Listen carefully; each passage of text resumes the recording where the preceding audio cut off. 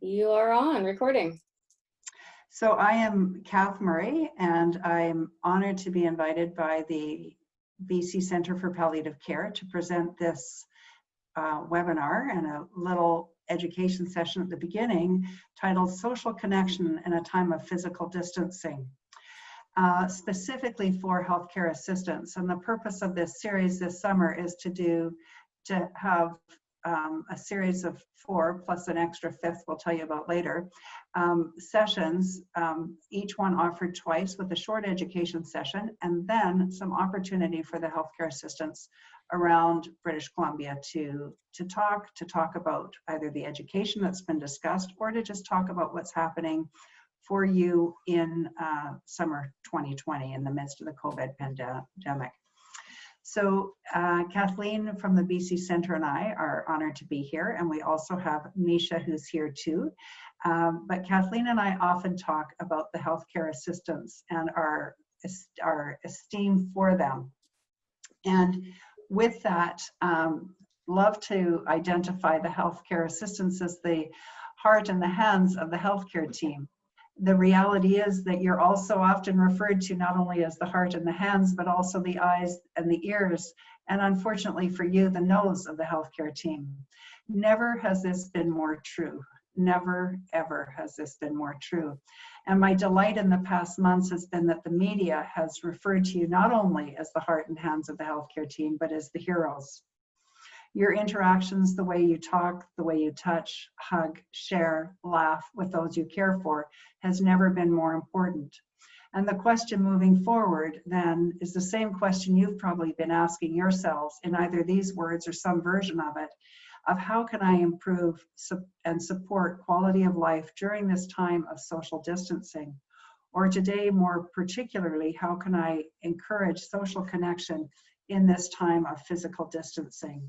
And I would like to suggest that one of the most important things that we can do, that you can do, that I can do, and that we as a society in the midst of this can do, is to talk about physical distancing and social connection. So again, to talk about physical distancing and social connection. Since early mid-March, there's been all this talk about social distancing. And I'd like to just talk for a minute about social isolation. Did you know that in fact, social isolation is as bad for your health as smoking, is as bad for your health as physical inactivity or as obesity? That's huge. There's one statement that suggests that social isolation is as bad as smoking 15 cigarettes a day, but I'm not sure how long either one of those goes on for before they can be compared. So wherever you work, you know the importance of relationships, that people you care for, the relationships of the people you care for, both with their loved ones, with fellow residents, community members, friends, and you know how important you are for those that you care for. If you work in long-term care, you know the importance of recreation programs and activities such as yoga, music, singing, worship, outings. If you work in home and community care, you know how important your daily or weekly visits are to those you visit and how appreciated they are. And just a reminder that the recreation and the visits are not offered just to pass time and to keep people occupied, but these activities and interactions improve quality of life and help maintain healthy brains, healthy memory, connections, and abilities. So for the past several months, facilities have not been permitting visits by family or friends, and in the home and community support services have been decreased to essential services only. And often I think we've all asked ourselves, well, how essential does essential get? Currently, in July 2020, each resident in a facility is permitted to have one family member visit for limited periods and in limited time space. How very, very, very difficult for both the person and for the family and friends. In the home setting, things are starting to relax, but there is still concern about a second wave and the reality that the older adults that we care for and those youngers with disabilities, that those with other health conditions are still at highest risk. So what are the things that you can do to support social connection? I want to take just a few minutes to just give some ideas, and I'd like to draw on some of the comments made by one of the participants in this particular webinar, and some that are the phone call chats that we did in May. One of the things that people mentioned, especially in working in community, was doing phone call check-ins. And you know, you phone and you say hi and how are you doing today, and you know, you can run out of things to talk about pretty quickly. So I wanted to just put together or suggest an agenda where you might have put some structure to that and add in some additional ideas. So you might do your regular check-in, like, hi, how are you? How's your appetite? What'd you have for breakfast? What do you think you're having for lunch today? And of course, if you're a nurse, you want to check about bowels. And I say that partly jokingly, but partly sincerely, because that can become a health crisis if bowels aren't functioning well. Check in on morale. Questions like, how are you within yourself? Check in on visits and activities. Who's been by to see you? Are you getting some fresh air? Have you got a porch that you can go out on the porch to get some fresh air? Have you got, are there any others that you've talked to from your neighborhood?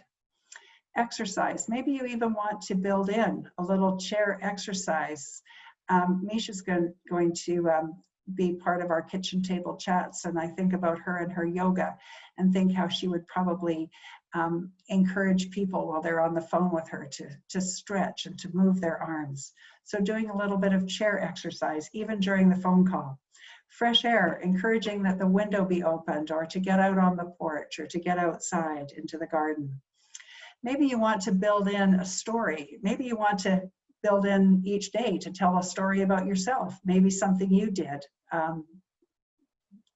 that morning, or something that one of the family members did, or something that funny that happened in the community.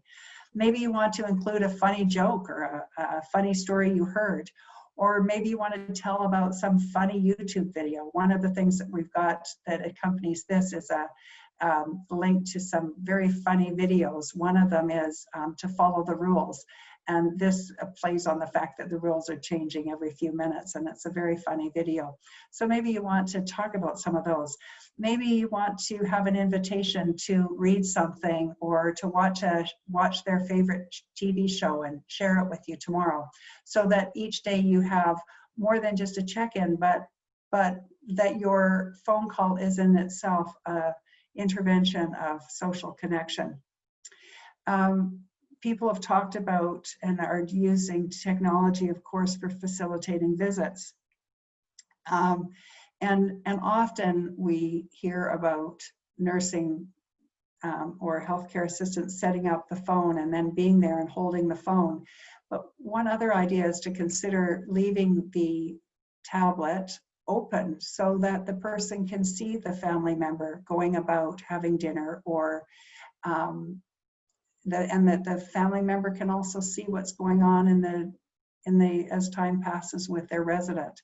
And I think this is another way to be part of one's life without it just being the back and forth in talking. It's the opportunity to even sit silently together, or for one person to be knitting or writing and the other person to just be sitting quietly.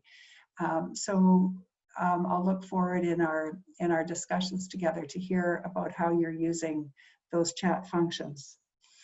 Another suggestion for you as healthcare assistants is to inspire the community to support one another. And I think of the conversations or the things we've heard about communities where there's been a parade and cars will drive by. If you're in a little community, I think of, say, something like Lytton or Iskut, those smaller communities where perhaps you could have a drive-by parade, or perhaps you could have a walk-by parade. And maybe you could carry messages. Maybe you could share flowers or send flowers, or the community could do these things. Garden, how cool to just get some pots and put some dirt in it and take the pot and the dirt to your client and some seeds, perhaps some forget-me-not seeds or something that they could then start to grow. And then as part of your daily visits, you can talk about those things. Perhaps paint pebbles. So you could paint some small rocks, and maybe it would be kids in the community that could paint the rocks, and then somebody could write a message on the rocks, and then they could be varnished, and then a resident or a person could hold those and have those in their pocket. Linking objects. So we often talk about linking objects in terms of grief following a death. So that might be a linking object. So for example, say my loved one used to wear a certain sweater. So maybe I wear that sweater now as a linking object to be close to my loved one. But the other way that it might be used now is maybe I bring my sweater so my loved one can wear my sweater, and maybe I pick up my loved one's sweater and I can wear their sweater, and we can kind of just be together. And then when we come together on the phone calls or on the videos, we can see those things. Radio stations. How fun if you're in smaller communities where radio stations will accept specific requests and messages as well. And I think of those in terms of the smaller communities in particular, how cool that is to hear your name mentioned over the radio. So those are just a few ideas specifically for looking at ways to connect better and connect in a more of a social way in the phone call check-in, instead of just checking in of, hi, how are you doing? And has there been anybody's fallen, or, those kind of check-ins, but more of a fuller phone call check-in, and then ideas for mobilizing the community. And I would like to just finish with one idea. In Lytton, people have, I think within the First Nation community, the people in the homes, in their homes, have had drums, and they have drummed at 7 o'clock at night to give thanks for the healthcare teams, the healthcare workers looking after them. How cool would it be to have the community walk past those homes and drum back, or the healthcare workers? So if you have healthcare workers who are hired and are not able to visit, how cool for them to be able to connect through drumming in terms of walking by and connecting. So those are just a few thoughts for the first of the summer series 2020. And what we'd like to do now is open to the sharing of ideas of what you're doing in your community, and Misha and I. So we will now turn that time over when we'll start